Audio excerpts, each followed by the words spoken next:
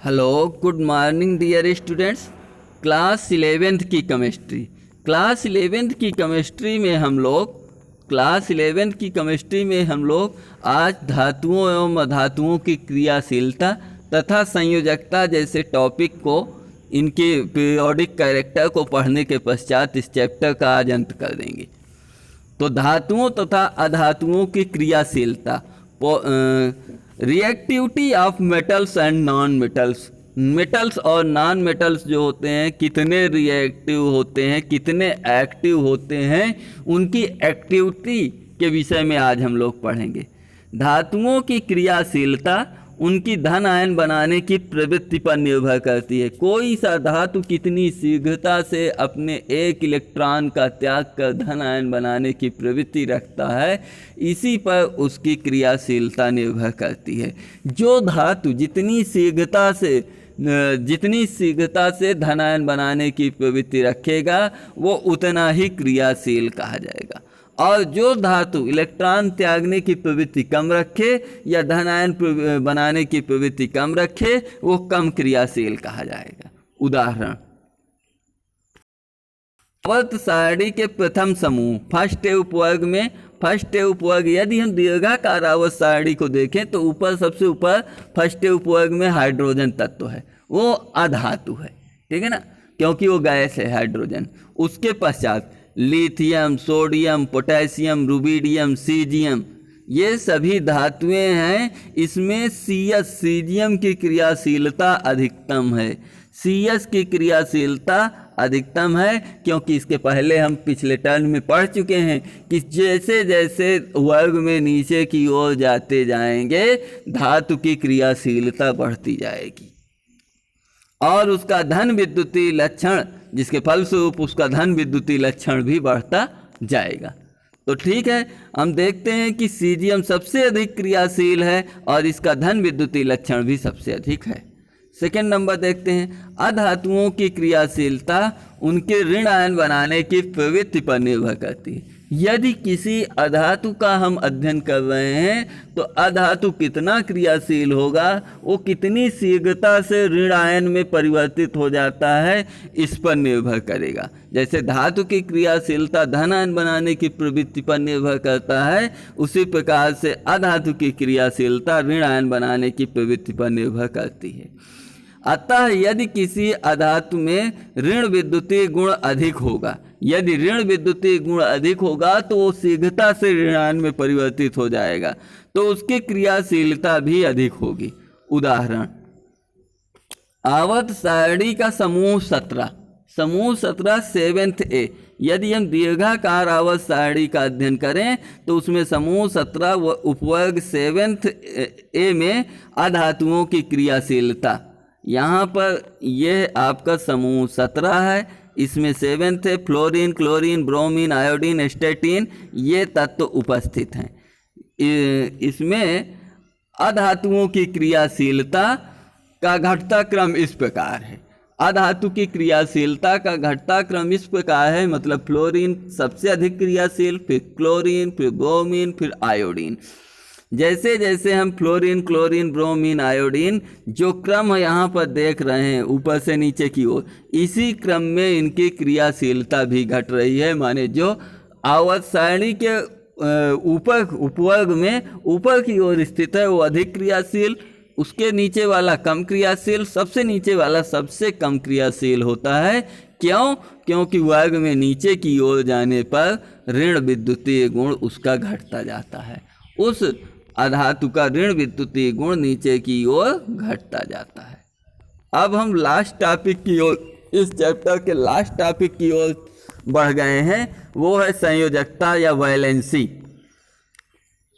किसी तत्व की संयोजकता उस तत्व के एक परमाणु से संयोग करने वाले हाइड्रोजन परमाणुओं अथवा क्लोरीन परमाणुओं की संख्या अथवा 2 गुने ऑक्सीजन परमाणुओं की संख्या के बराबर होती है। माने कि कितना ऑक्सीजन उसके साथ जुड़ा है, कितना हाइड्रोजन जुड़ा है या कितना वो क्लोरीन परमाणु जुड़ा है, इस पर उसकी संयोजकता निर्भर करती है। यदि किसी परमाणु के साथ एक हाइड्रोजन परमाणु जुड़ा है तो उसकी संयोजकता 1 कही जाएगी।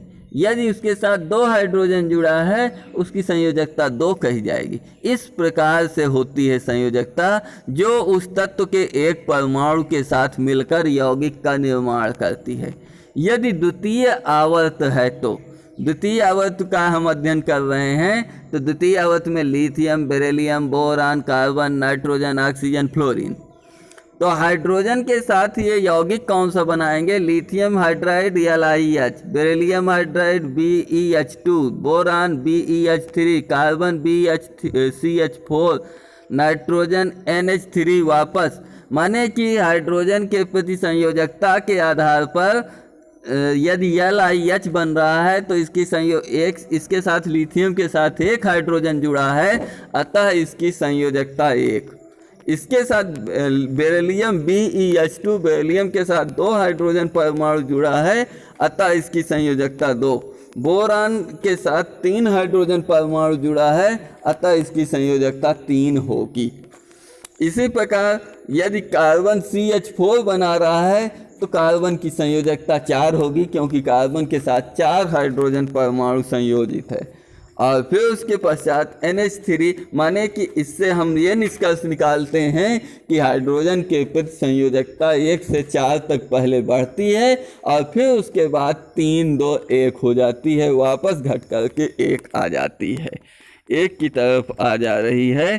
तो अतः किसी आवर्त में बाईं से दाईं ओर चलने पर, किसी आवर्त में बाईं से दाईं ओर जैसे जैसे हम चलते हैं तो हाइड्रोजन के साथ संयोजकता पहले 1 से 4 तक बढ़ती है और फिर घटकर पुनः 1 में आ जाती है, पुनः घट करके 1 हो जाती है।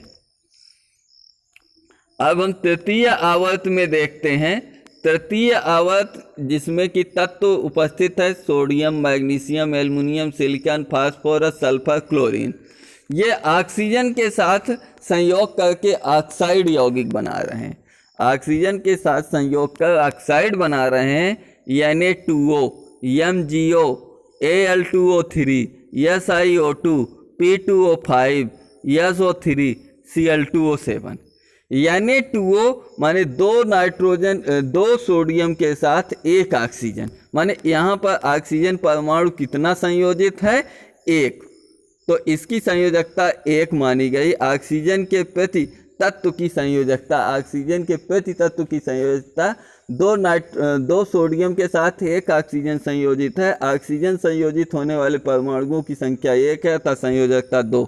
दूसरे में MgO, एक ही ऑक्सीजन है, बशर्ते यहाँ पर Mg परमाणु की संख्या 1 हो गई। अगर Mg 2 होते तो 2 ऑक्सीजन होते, अतः MgO 2 Mg के साथ 2 के साथ कंपैरिजन करते हैं तो यहाँ संयोजकता 2 मिलती है। Al2O3 संयोजकता 3। SiO2, Si अगर 1 है तो 2 ऑक्सीजन है, अगर 2 गुना कर देंगे, क्योंकि यहाँ पर हम 2 गुना करके देख रहे हैं, Na2O, Na को 2 गुना कर दिया, 2 सोडियम के साथ 1 ऑक्सीजन जुड़ा है। MgO न करके Mg2O2 करके देखते हैं तो 2 ऑक्सीजन जुड़ा हुआ है। Al2O3, 2 Al के साथ 3 ऑक्सीजन जुड़ा है, तो SiO2 न Si2O4 में 4 ऑक्सीजन जुड़ा है, अतः इसकी संयोजकता 4। P2O5 फास्फोरस पेंटा ऑक्साइड के साथ यहाँ पर 5 ऑक्सीजन जुड़ा हुआ है। SO3 सल्फर के साथ 3 ऑक्सीजन 1 सल्फर के साथ H2O6 हो जाएगा। अगर 2 अणु उसके परस्पर जोड़ दिया जाए तो H2O6 हो जाएगा, तब संयोजकता 6 हो जाएगी और Cl2O7 में 7 हो जाएगी। तो हम कह सकते हैं किसी आवर्त में बाएं से दाएं चलने पर उसकी ऑक्सीजन के प्रति संयोजकता क्रमशः 1 से 7 तक बढ़ती है।